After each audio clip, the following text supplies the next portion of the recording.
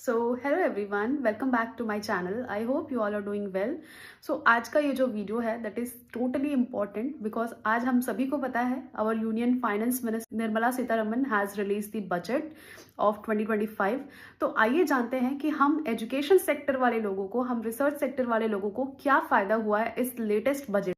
सो आइए डिस्कस करते हैं पॉइंट वाइज कि क्या क्या चेंजेस इस बार को हमें देखने को मिले हैं इस बार के बजट में। So the foremost which grabs our attention is the increase in the Prime Minister Research Fellowship. Yes, you heard me right. About 10,000 fellowships will be provided in the Prime Minister Research Fellowship 2.2 to all the technological research going on in all the IITs or else the IISc, Indian Institute of Science.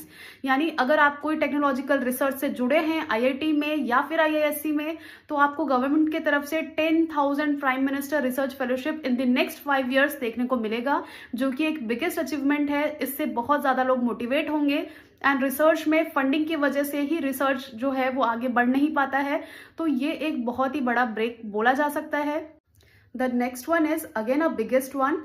20,000 CR is allocated to R&D sector, यानी कि पिछले बार के comparatively nearly double funding मिला है research and development sector को, जो कि again एक ब्रेक थ्रू है। इस फंड का यूज करके बहुत कुछ चीजें अचीव किया जा सकता है इंडिया में।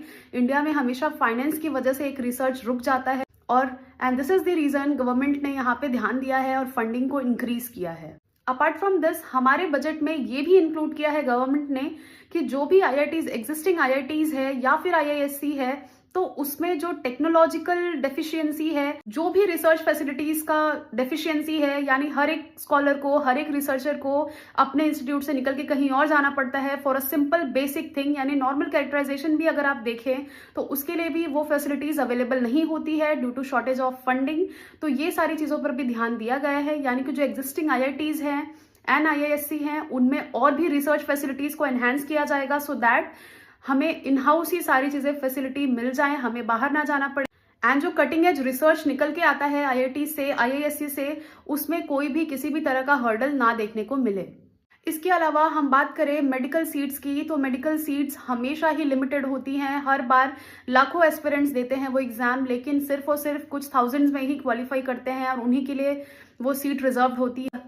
इस बार के बजट में इस पॉइंट पर भी ध्यान दिया गया है कि अबाउट 75,000 सीट्स मेडिकल की बढ़ाई जाएंगी सो दैट ज्यादा से ज्यादा लोगों को सीट मिल पाए, ज्यादा से ज्यादा डॉक्टर्स निकले। इसके अलावा जिस पे बात करी गई है हमारे बजट में वो है ज्ञान भारतम मिशन।